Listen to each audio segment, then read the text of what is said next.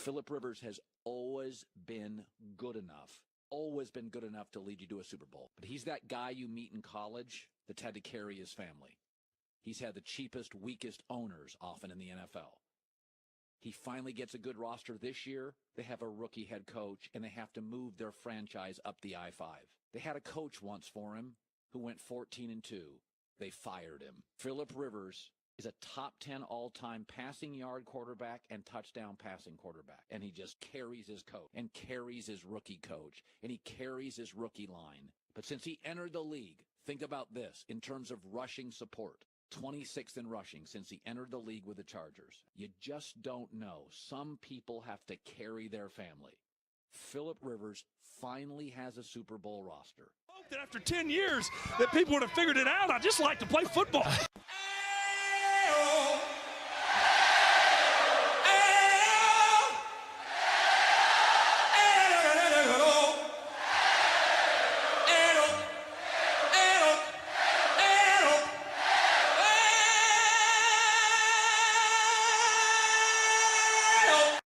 I mean, if you give the man some weapons and you give him a defense that he can rely upon.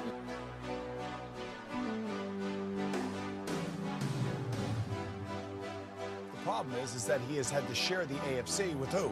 Tom Brady, Peyton Manning, and of course Ben Roethlisberger. Something is missing with Chargers. And that has affected and contaminated Philip Rivers. Because when I look at Philip Rivers, who's in his 12th year, and I see him throwing for over 3,000 yards, and I see a QBR in the 60s, and I see a quarterback rating of 100, and I see him completing about 68, 69% of his passes, I'm like, excuse me, those are the kind of things you want from your quarterback. Another mindless crime behind the curtain in the pantomime. Hold the line. Does anybody want to take it anymore?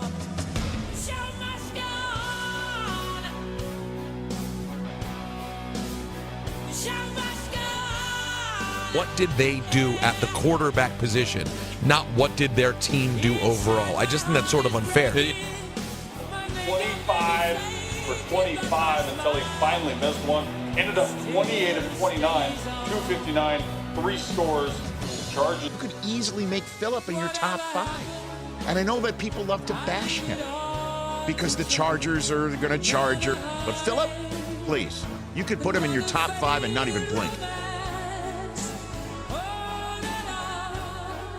Does anybody know what we are living for? I guess I'm learning. I must be one. I know that the man's completed 64% of his passes. I know he's got over 51,000 yards passing. I know he's got a lifetime quarterback rating of 95. Outside the dawn is breaking, but inside in the dark I'm making to be free. Show must go on. The show must go on. Yeah, yeah. Ooh, inside my heart is breaking. My makeup may be flaking, but my smile still stays on.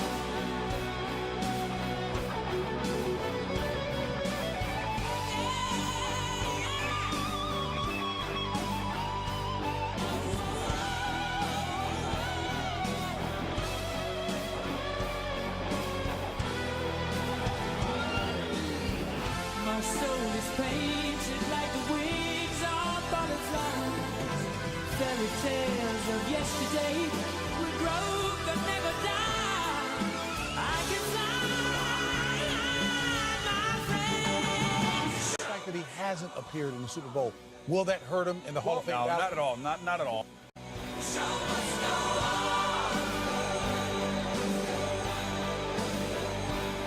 I face it with a grin.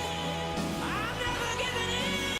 When you're talking about quarterbacks in the NFL, you're talking about talent, yes. You're talking about arm strength, sure. You're talking about accuracy. But you also have to talk about neck-up ability to diagnose what's in front of you in real time and orchestrate like a maestro where you should have your players to best take advantage of a defensive set in front of you. Philip is one of the best at that. That's what he does every day, and that's why he's had success. Gets the ball late in a game, you have a feeling that Philip Rivers is always going to complete passes, be safe with the ball, and move the ball down the field.